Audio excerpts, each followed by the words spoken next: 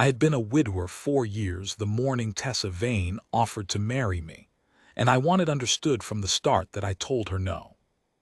I told her no standing on the warped boards outside the Harlan's Mill land office, with my hat in my hand and the spring wind coming down off the Sabina's brakes cold enough to make a man's eyes water, which is the only reason mine were watering, I told myself. She had walked up to me the way a person walks up to a fence they mean to climb whether or not it wants climbing, and she had said it plain, no flutter to it, no shame in it. Mr. Crane. I need a husband's name on a piece of paper, and you are the only honest man in this valley who hasn't got a wife already. I'll pay you in water rights, and I'll never ask another thing of you as long as I live. I have turned that morning over in my hands more times than I have turned over anything in this long life, and I still cannot tell you what I felt first. I think it was anger, not at her, at the day for ambushing me, at the dead for being dead. At my own heart, which I had spent 4 years convincing, was a buried thing, for the way it kicked once against my ribs like a horse against a stall when a young woman in a black dress that had been turned twice looked me square in the eye and asked me to belong to her. So I said no. I said, "Ma'am, I don't know you," which was true, and I said, "I'm not a marrying man anymore," which I believed, and I put my hat on and I rode home to an empty house and a cold stove, and I lay awake the whole night through. Let me tell you about the valley, because you can't understand a thing that happened without it. Ember Creek came down out of the high country in a thin, cold rope, and pooled in a stone basin the old Spanish surveyors had marked on their maps 100 years gone, and from that basin it fed the whole bottomland, my Grays, the Pell Place, the little claims that hung on by their fingernails along the South Fork, and the great spread Royce Tillman had stitched together north of the wagon road over 20 years of buying low from the broke and the dead. In a dry country, water is not a convenience. Water is the difference between a man and a grave. And the head of Ember Creek, the basin, the spring itself, the only year-round water for 40 miles, sat on a quarter section that old Marcus Vane had filed on and proved up before any of the rest of us had 2 boots to our name. Marcus Vane was a queer, fierce, decent old man who had come west with a young daughter and a dead wife's Bible, and a stubbornness that the country could not wear down. He kept bees. He read Latin to his cattle, which were 3 in number and which he named. He had no use for Tillman, and said so to Tillman's face in the Harlan's Mill mercantile in front of 9 witnesses, of whom I was one, and what he said was that a man who needed 40,000 acres to feel tall was a man who would die feeling short, and the whole store went so quiet you could hear the flies. Then Marcus Vane took a fever in the wet spring of that year and was dead in 4 days. And his daughter buried him under the cottonwood by the spring with her own hands, because the ground was too soft for the hired men to bother, and the ink was hardly dry on the grave marker before Royce Tillman filed a contest on the Vane claim. You have to understand how it worked, the dirty cleverness of it. A widow could hold a proved claim, the law allowed it, but Tillman's lawyer, a soft pink man named Prout who came up from the territorial seat twice a year to do Tillman's grasping for him, had found some thread in the original filing, some question of whether old Vane had ever filed the final proof or only meant to, and he had wrapped that thread around Tessa Vane's throat. The argument, as I came to understand it, was this, that the claim was not perfected, that a single woman could not perfect it alone under the rules as Prout read them, and that the basin would therefore revert and be open to entry, and Tillman, who had men and money and a surveyor on his payroll, would be standing at the land office door the morning it opened with his hat off and his pen out. A husband changed that. A married woman with a husband working the claim was a household, a going concern, a thing the land office understood and the law protected. Prout's whole clever argument fell apart the moment there was a man's name beside hers on the proof. That is what she had come to buy from me. Not love, not a home, a name, a signature, a shield. And I had told her no. I rode into Harlan's mill 3 days later for nails and coffee and to stop lying to myself, though I didn't admit the last part even under the saddle. The town was 4 streets and a church the wind hadn't finished with yet. I tied up outside the mercantile, and there she was on the boardwalk, and the trouble had already started. 2 of Tillman's riders had her backed against the post. I knew them, Del Royce, no kin to the boss but proud of the name, and a flat-eyed man called Coker who I never once saw smile in all the years I knew of him. They weren't touching her. Tillman's men were too smart for that mostly. They were just standing too close, the way a fence stands too close, and Coker was saying something low, and I saw Tessa Vane's chin come up the exact degree that old Marcus Vane's used to come up before he said the thing that emptied a room. "The basin's going to open," Coker was saying. "You can sign the quit now and Mr. Tillman'll see you get a fair price for the improvements, or you can wait for the land office and get nothing. He's a generous man when he's not crossed." "My father proved that ground," Tessa said. "I've got his bees and his Bible and his grave on it, and you can tell Royce Tillman that when he wants the water he can come dig me up to get it, because I'll be planted next to my father before I'll sign." Coker laughed. It was not a good laugh. "There's ways," he said. "A woman alone learns the size of her mistakes." I did not decide to cross the street. I want to be honest about that, because in the years since, people have made me into something I wasn't that morning. I didn't ride to anyone's rescue. I crossed the street the way you'd cross a kitchen toward a kettle that's about to boil over. It was just the nearest wrong thing, and my hands moved before my head did.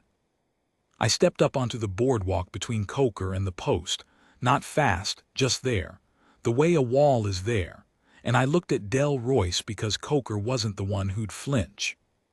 "Morning," I said. "This isn't your business, Crane," Coker said. "No," I agreed. "It surely isn't. And I just stood there because I have learned in a long life that a man who is in the wrong and has run out of words will generally fill the silence with his own retreat if you give him enough of it. I gave them enough of it." Del Royce found his horse interesting. Coker held my eye a moment past comfortable, then spat in the street, careful to miss everyone's boots, which was his way of pretending it was his idea to leave, and they went. When I turned around, Tessa Vane was looking at me with an expression I have spent 40 years failing to describe and will not insult now by trying. It was not gratitude.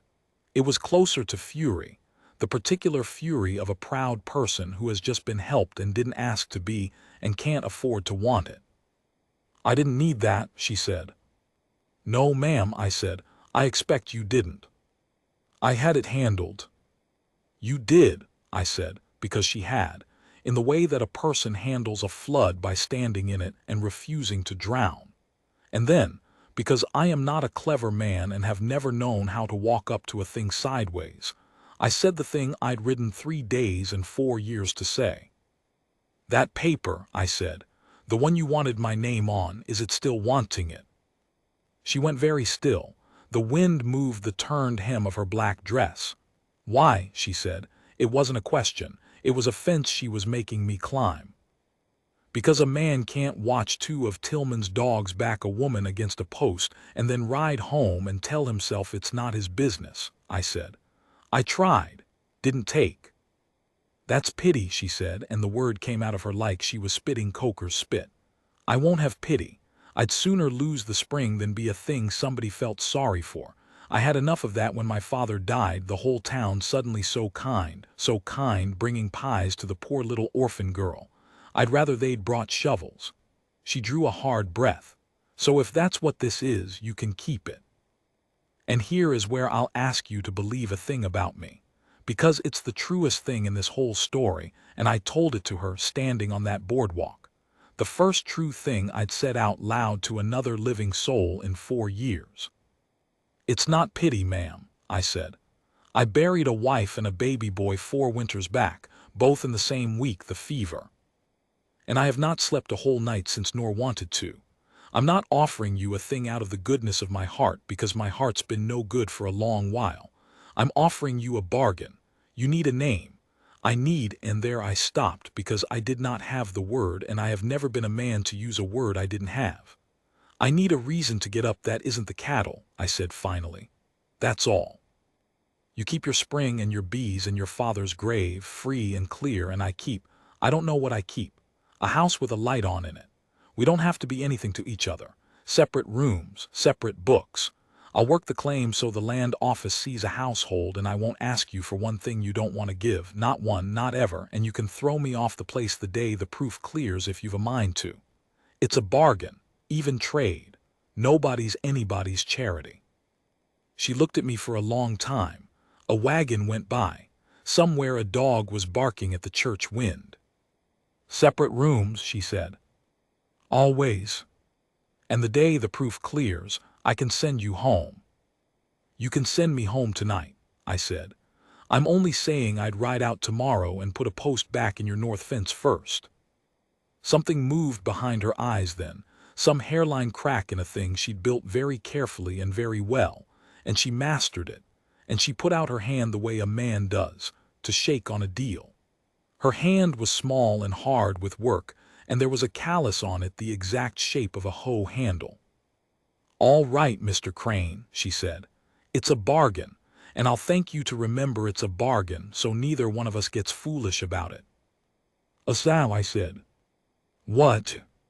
If we're to be married, I said, you ought to be able to call me Asal without it costing you anything. The smallest thing happened at the corner of her mouth. It was not a smile. It was the place a smile would go if she ever let it. Asal, she said, trying the weight of it. I'm Tessa, not Mrs. Crane, Tessa. Tessa, I said. That was the whole courtship. There wasn't a flower in it nor a word of love, and I have been to weddings since with 100 flowers and 10,000 words that meant a tenth of what that handshake meant. We were married 11 days later by the circuit preacher in the Harlan's Mill church with the wind in the rafters, and the only 2 witnesses were the widow Pell, who farmed the next claim south and who had loved Marcus Vane in a quiet, hopeless way for years and now transferred the whole of that love to his daughter, and old Hobie Tuck the surveyor, who was half blind and wholly honest, and the only man in the territory Tillman had never managed to buy.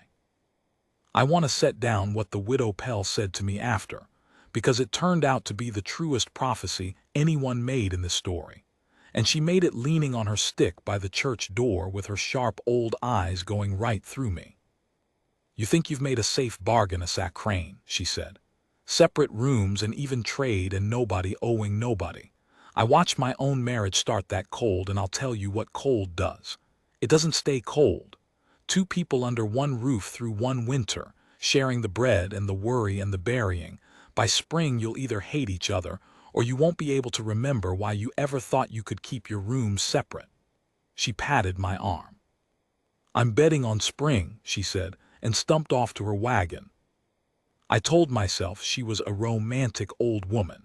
I told myself a great many things that first winter that turned out to be exactly wrong.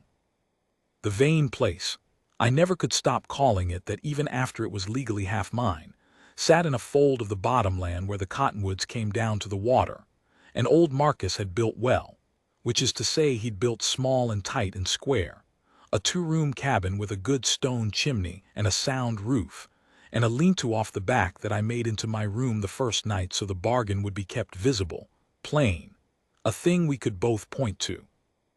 I slept in the lean-to 40 nights before the cold drove the question, and I'll come to that. Bees were Marcus's true monument.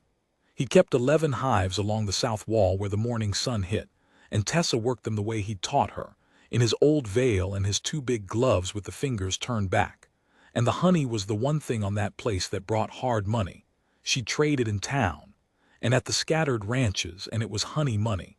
She told me once that had kept her fed the whole black year after her father died, when the town's pity pies stopped coming and the work didn't.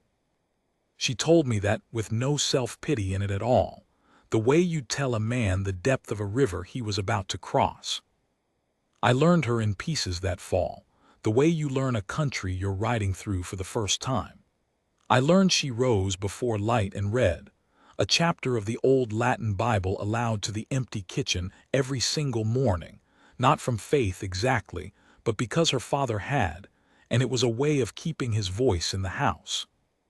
I learned she could shoe a horse, set a snare, render lard, and do long sums in her head faster than Prout's lawyer could do them on paper, and that she kept the claims books in a hand so fine and exact it shamed my own scrawl. I learned she had a temper like a struck match, quick up and quick down, and that under it, banked deep, was a loneliness so large and so old that the first time I caught a clear sight of it, she was standing at her father's grave in the first hard frost, perfectly still, her hand flat on the cold marker. I had to look away, because it was the twin of mine, and I could not bear to see it walking around outside my own chest in another person's body. And she learned me. She learned I couldn't abide a fire left to die and would get up in the night to feed it. She learned I talked to horses and not to people. She learned, though I never told her, she just learned it, the way she learned everything by watching with those still gray eyes, that there were 2 nights a year, the night my Mary died and the night the baby followed her, that I rode out alone after dark and didn't come back till dawn, and she never once asked me where I went. And there was a plate kept warm for me on the back of the stove every one of those mornings, set out without a word, which is a kind of speech, the truest kind. The kind that doesn't cost the speaker their pride. We were not, that first while, anything to each other. I want to be careful and honest here because it would be easy to look back from where I stand now and paint it warm from the start. It wasn't. It was 2 wary, wounded, stiff-necked people keeping a bargain, careful as 2 cats sharing a barn. We were courteous. We were fair. We split the work down the middle and the books down to the penny. When she thanked me for a thing I'd done, I said it was the bargain. And when I thanked her, she said the same. And we used that word, the bargain, like a fence we both kept mending, to remind ourselves where the line was. But the widow Pell was right about Winters. The trouble with Tillman didn't sleep just because we'd married. If anything, our marriage made him meaner, because it had cost him the clever legal road to the water and left him only the rough ones. And a man like Royce Tillman never minds the rough road. He only minds being made to take it. The pressure came in pieces all that fall. A section of our north fence cut clean with nippers, and 40 of Tillman's steers grazed down into our bottom graze in the night. An old trick, let your stock eat a man's grass down to dirt and call it an accident. I patched the fence.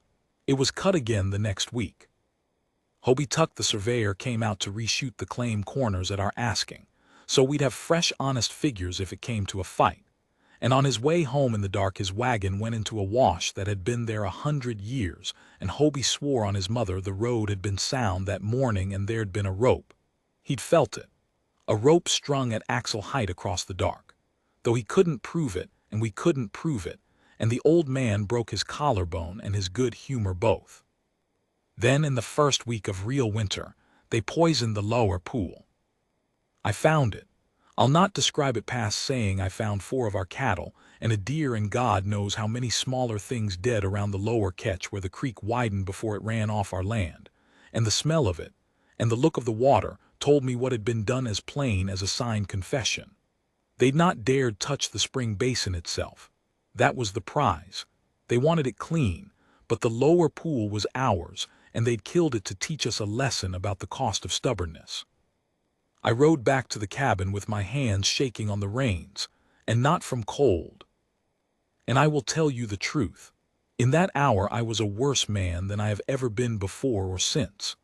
4 years of grief I'd kept boxed and buried came up the back of my throat as something else, as a black want to ride to the sea bar and find Coker, and do a thing to him that could not be undone, and I had my rifle half out of the scabbard before I was off the horse.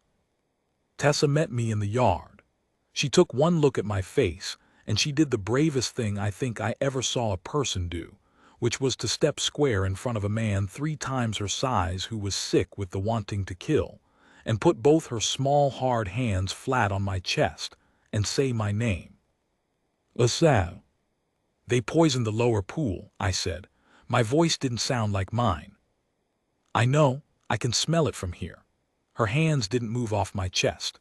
And you're going to ride to the C-bar and put a bullet in Coker and they'll hang you for it, and Tillman will buy the spring off the territory the week after they drop you, and my father's grave and your Marys both will sit on Royce Tillman's land forever. That's the whole of his plan, Asa. He doesn't want the lower pool. He wanted your hand on that rifle. Don't give it to him. I have thought 1,000 times since about how she said you're Mary. We had never once spoken of Mary. I had never told her the name. She'd had it from the widow Pell, I learned later, or from the grave markers in the Harlan's Mill churchyard she must have walked among in her own grief and read in her own loneliness, the way one mourner reads the stones of all the others. You're Mary. As if my dead wife were a person she knew. As if she'd made room in the house for her. I came apart then, a grown man in the snow in the yard. I had not wept once in 4 years. Not at the burying, not on the 2 black nights a year I rode out alone. I'd ridden out precisely so I would not have to weep where anyone could see.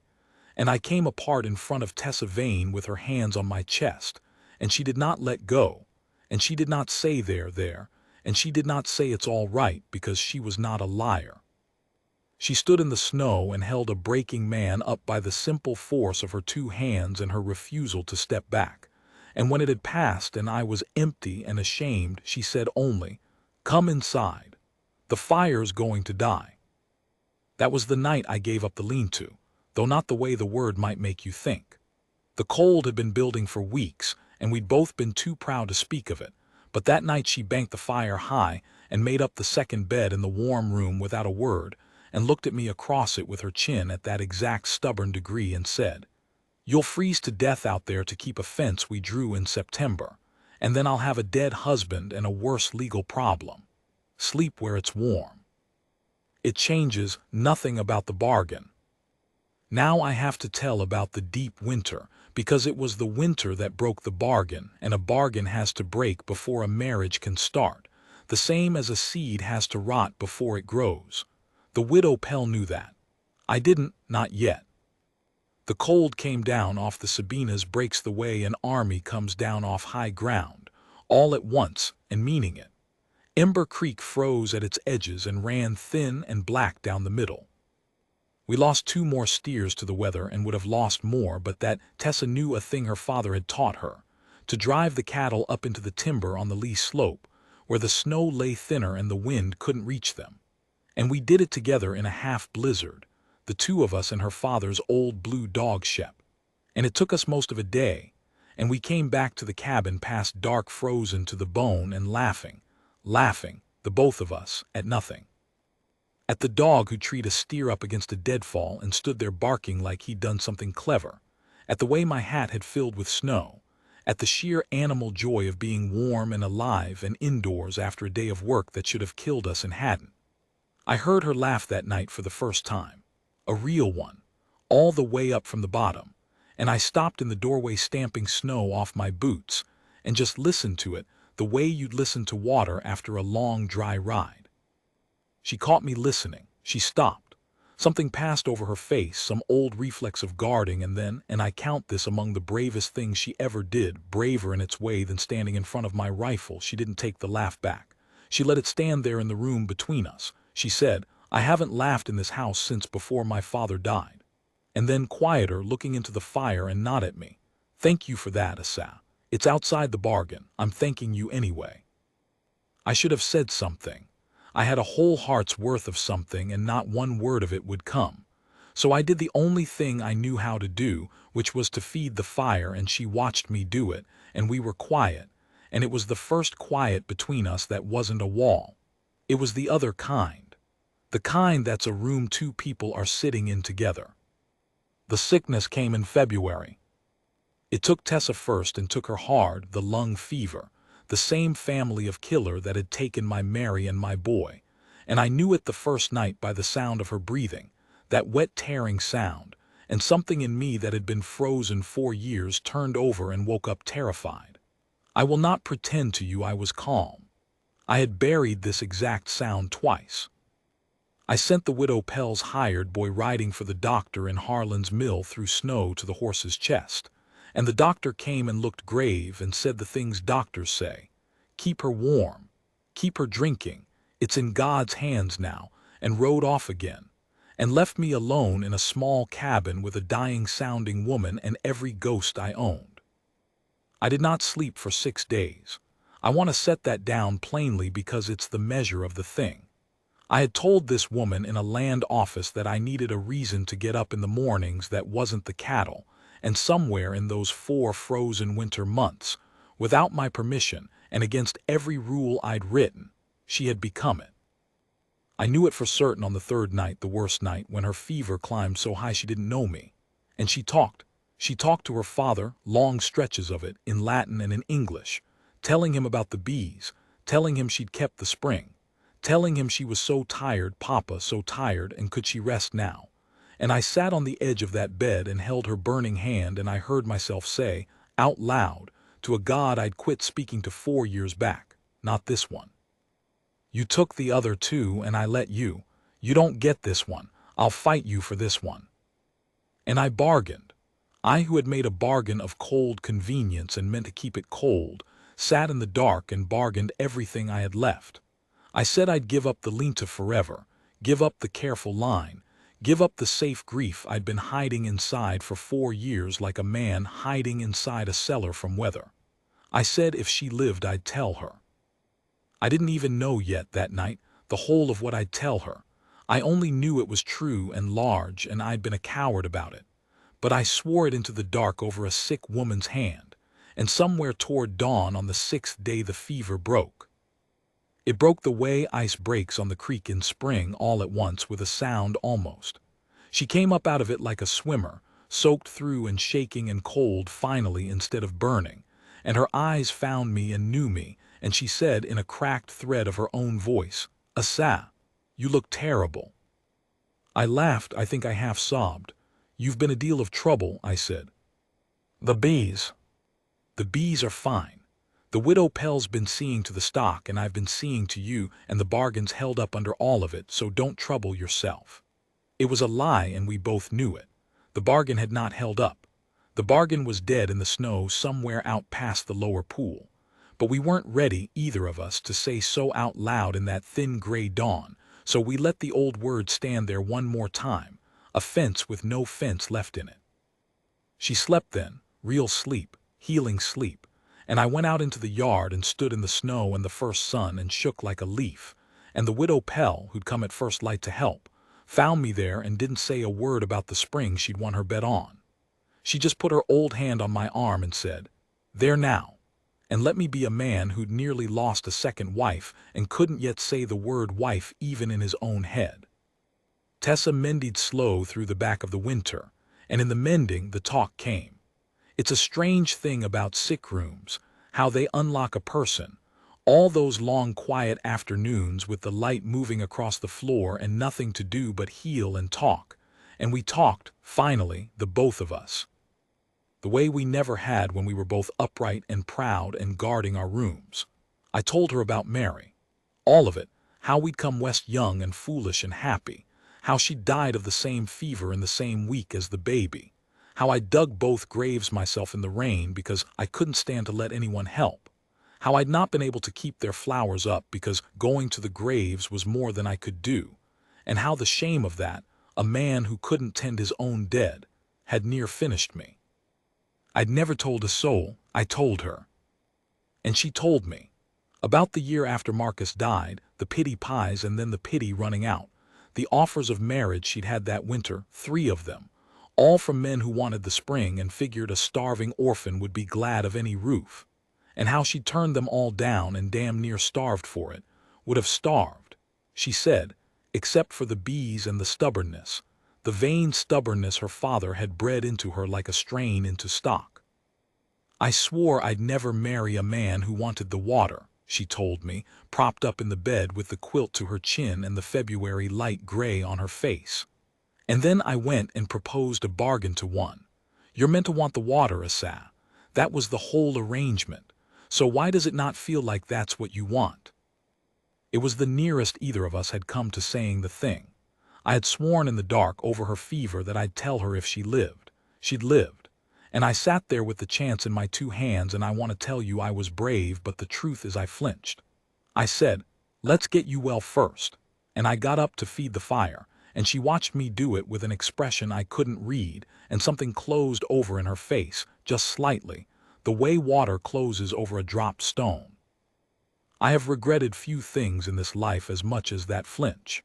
It cost us the spring, near about, because I'd lost my chance to say it plain in the warm, safe quiet of the sick room, and the next chance came in fire and fear, and a man should say the large things in the quiet if he can, because the world will not always give him quiet to say them in.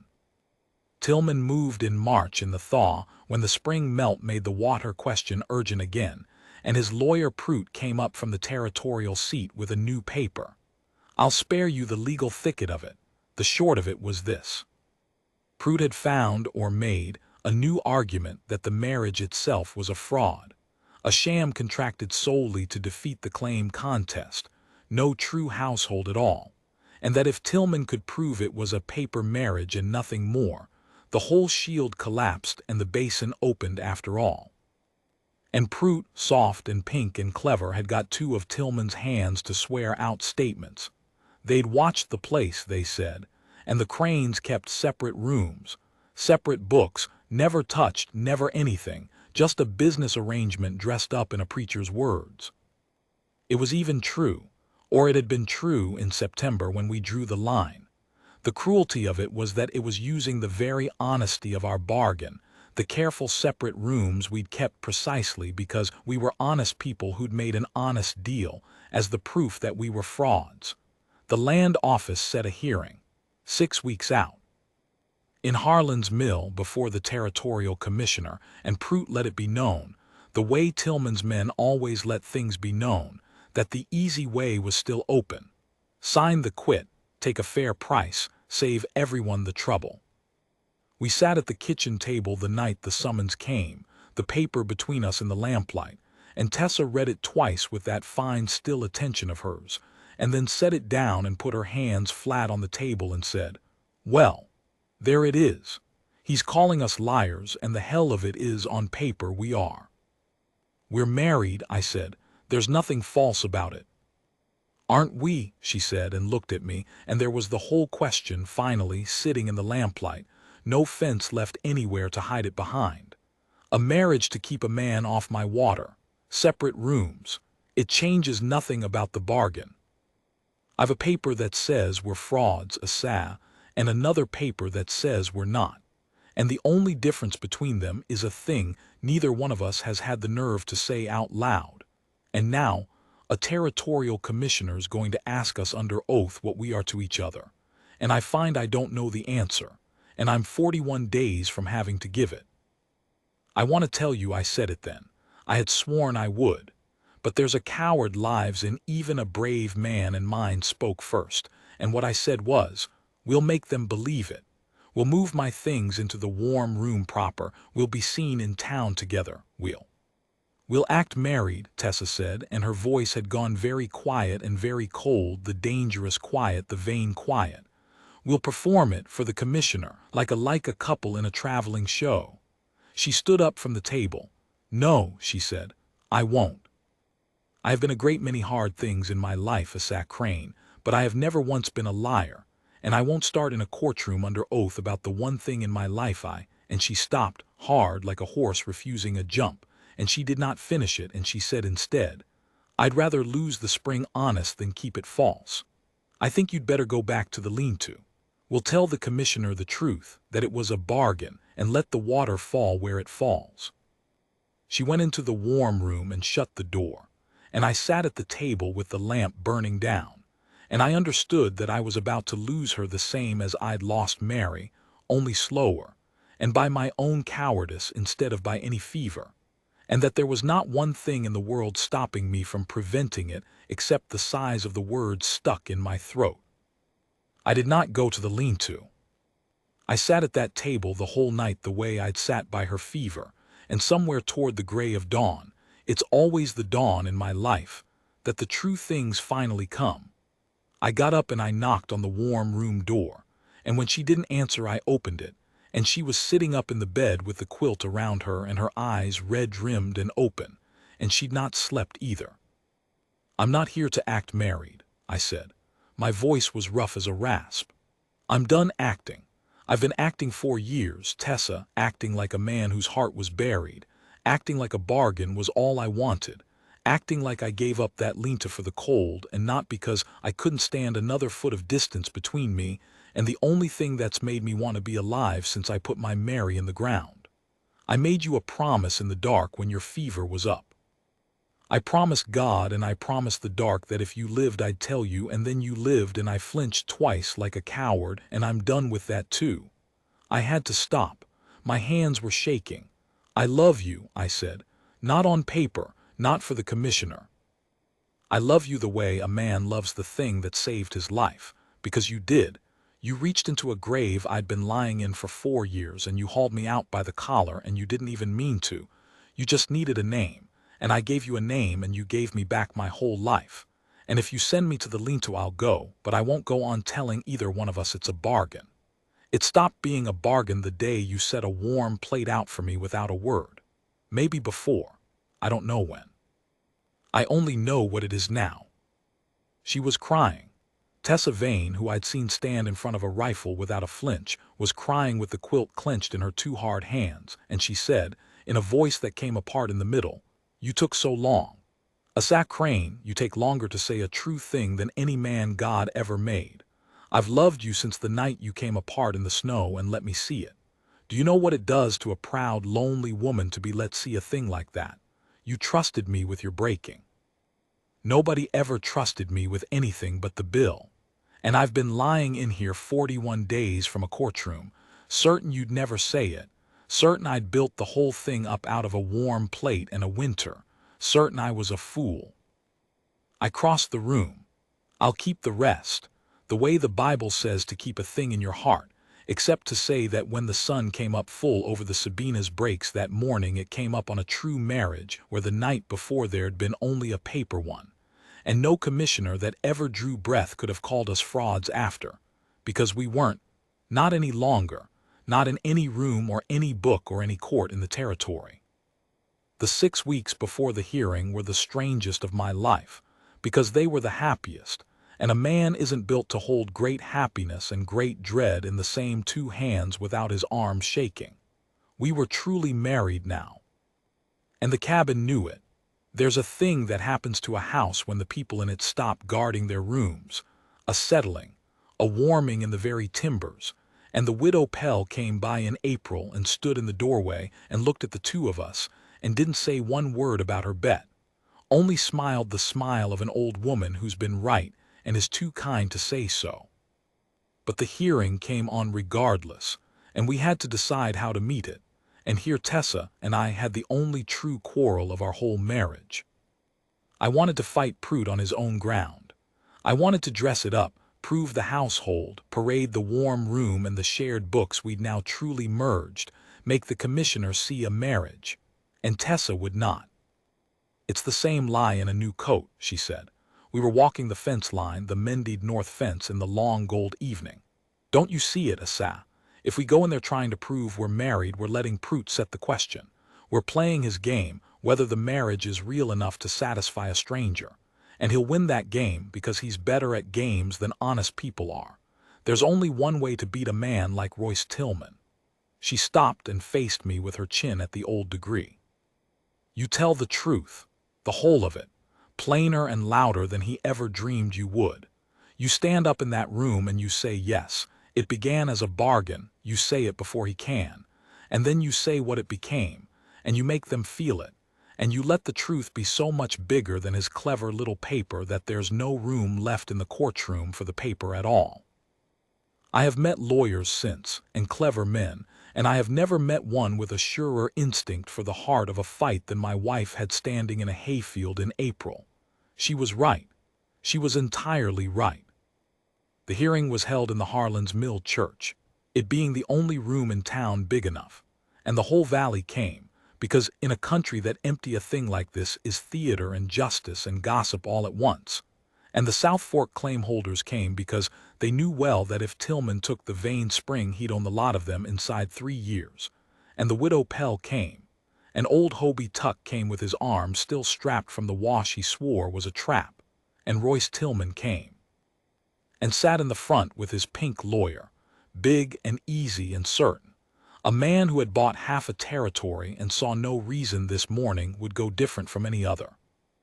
The commissioner was a territorial appointee named Voss, a dry, careful man not bought Tillman had tried, we learned later, and found Voss one of the rare ones but not friendly either, a man who cared only for the law as written and would follow it off a cliff. Prout laid out his case smooth as butter. The original Vane filing, the question of the final proof. The marriage contracted, he said with delicate emphasis, within 11 days of the claim contest, by a widower of 4 years' solitude and a widow with everything to gain. The separate rooms, the separate books, the 2 sworn statements of Tillman's hands. A fraud, Prout said, regrettable, but a fraud. A sham union got up for no purpose but to defeat a lawful contest, and the law could not let a sham stand between a willing intraman. He did not say Tillman's name. He didn't need to, an open public land. It was a good case. I watched Voss's dry face and saw it landing. Then they called me. I had thought, walking up that aisle, that I'd be afraid, and I was, but it was a different fear than I'd carried 6 weeks. It was the clean fear of a man about to do a hard, true thing, not the rotten fear of a man hiding. I put my hand on Marcus Vane's old Latin Bible. Tessa had brought it. She'd insisted. Swear on his book, she'd said, he'd like that, and I swore to tell the truth, and then I did a thing that made Prout half rise out of his chair, because it wasn't in his script. I told it before he could ask. Commissioner Voss, I said, Mr. Prout's going to spend the next hour trying to drag a thing out of me like it's a secret, so I'll save us all the morning and give it to him free. He's right. It started as a bargain. This woman walked up to me outside the land office last spring and offered to marry me to keep Royce Tillman off her father's water, and I told her no. And 3 days later I watched 2 of Tillman's men back her against a post in this very town and tell her what happens to a woman alone, and I changed my mind. We married for the reasons he says. Separate rooms, true. Separate books, true. A bargain, plain and cold, and I'll swear to every word of it. The church had gone dead silent. Prout was sitting back down slow, watching me the way you watch a horse you thought was broke start to buck. Now here's the part Mr. Prout didn't put in his paper, I said, because his men with their spyglasses couldn't see it through a cabin wall. I'd buried a wife and a baby son 4 years before that bargain, both in a week, the fever, and I'd been dead myself ever since, walking around dead, working cattle dead, a man with the dirt already over him who just hadn't lain down yet.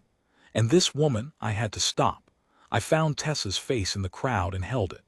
This woman dug me up. Not on purpose.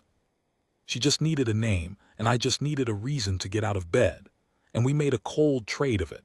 And then I watched her shoe a horse and read her dead father's Bible to an empty kitchen, and stand in front of my own rifle when grief made me a danger to myself. And I watched her near die of the same fever that took my Mary.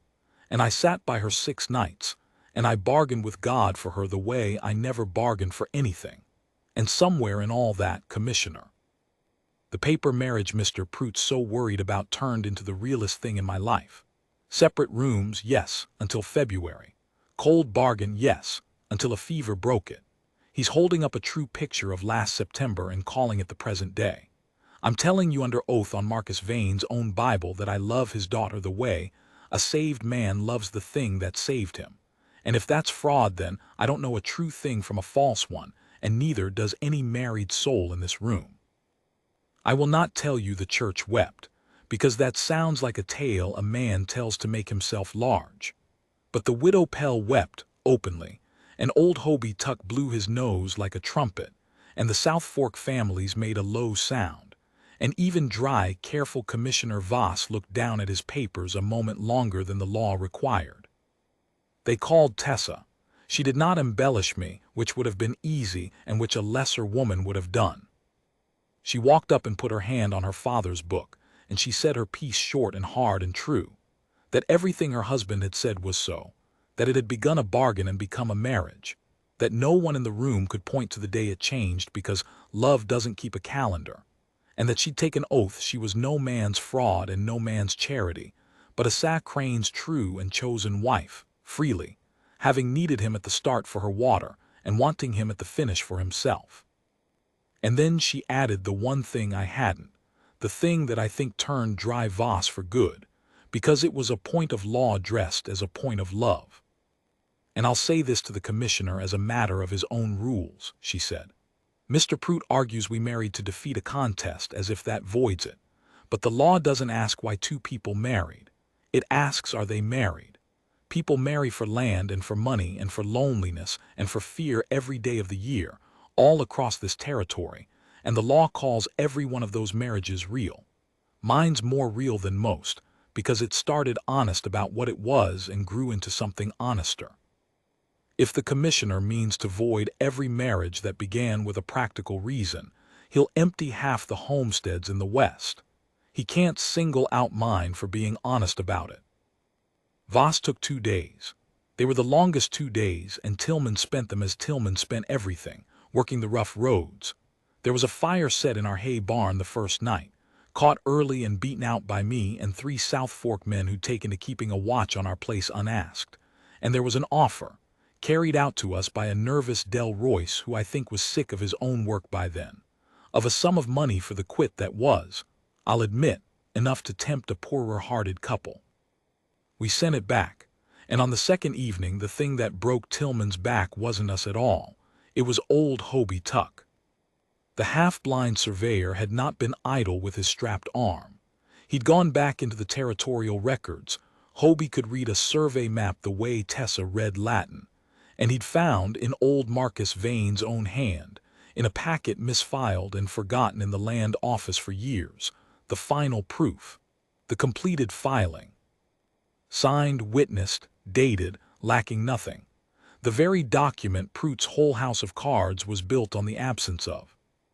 It had been there the entire time, slid into the wrong folder by some clerk a decade gone, and it meant the claim had been perfected by Marcus Vane himself before he ever died, that Tessa's title had never depended on her marriage at all, that the contest had been empty from the first day, that Prout had built a year of cruelty and a poisoned pool and a broken collarbone, and a courtroom on a paper that proved nothing because the real paper had been sleeping in a drawer the whole while.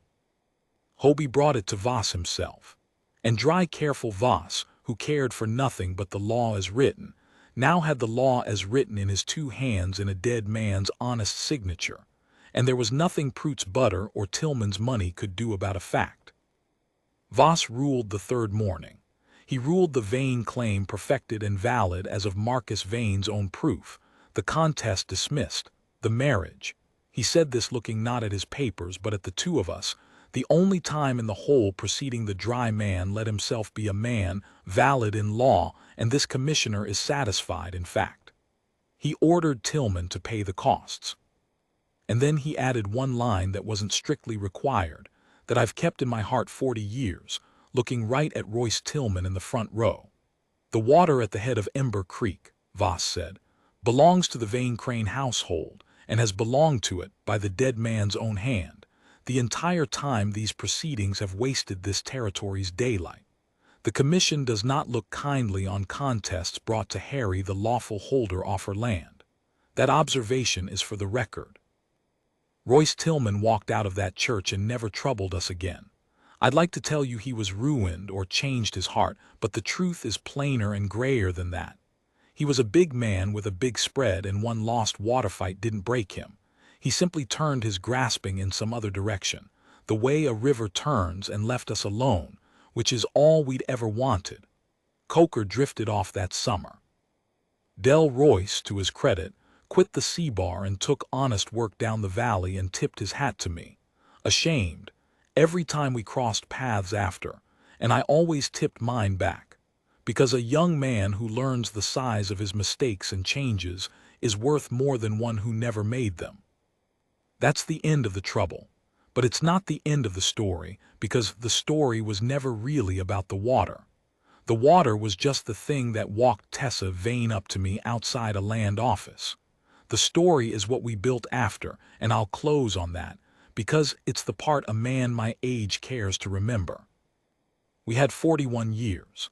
I'll say that again because it still astonishes me to write it 41 years, in the cabin Marcus Vane built and we made larger, by the spring he proved and we kept, under the cottonwood where he's buried and where, in time, the widow Pell came to rest near the man she'd quietly loved, and where, in the fullness of years, my Tessa came to rest too, and where there's a place kept for me beside her that I'll be glad to fill when the day comes, with no fear in it at all. We had children. I'll not make a long tale of it, but the cold, empty cabin that had killed me by inches filled up with them. 3 that lived, and the first was a boy. And Tessa named him Marcus for her father and never once suggested I might want another name. And I never told her how I'd lain awake the night he was born. An old grief and a new joy fighting in my chest over a baby boy after the baby boy I'd buried, until she took my hand in the dark, half asleep, knowing. The way she always knew and said, "He's his own self, Asa. He's not a replacing of anybody. Let him be his own self and love him free," and I did, and it was the saving of me a second time. The bees came down to our children and our children's children. The Latin Bible's on the shelf yet. I never did learn to read it, but I learned to listen to it, every morning of 41 years in my wife's voice. Her father's habit kept alive in her mouth, and now, since she's been gone, kept alive in mine, badly. A chapter a morning to an empty kitchen, because it's a way of keeping her voice in the house the same as it kept his. I understand now the thing I didn't understand that first cold autumn. That's not grief, reading to an empty room. That's love refusing to quit just because the loved one stepped out of the room. There's a difference. It took me a marriage to learn it. People in the valley, the young ones, they know us as the great love of the country, the rancher and the bee woman, 41 years, never a hard word in town, the 2 of them down by the spring in the evenings till they were both bent as old fence wire. And I let them think it was always so, mostly. But sometimes, to a young man about to do a foolish or a frightened thing in a matter of the heart, I tell the truth, the way I'm telling it now. That it started as a bargain, that I told her no. That I was a coward about the largest word in my chest, and near lost the whole of my life to a flinch, twice, and only didn't because she was braver than me, and the truth was bigger than my fear. I tell them the thing the widow Pell told me at the church door before I'd the sense to believe her. Cold doesn't stay cold. 2 people under one roof through one winter, sharing the bread and the worry and the burying. By spring you won't remember why you thought you could keep your rooms separate. She was betting on spring. She was right. She's usually right, the wise old women. I'd advise any young man to find one and listen. All Tessa Vane needed, that morning outside the land office, was my name to hold onto her land. I gave her the name, and she gave me back a whole life, and between us we built a home out of nothing but a hard bargain and a hard winter, and the slow, brave, foolish courage it takes 2 stiff-necked people to finally say the true thing out loud, and I would not trade one cold morning of it, not one, for all the easy, warm years some luckier man was handed free.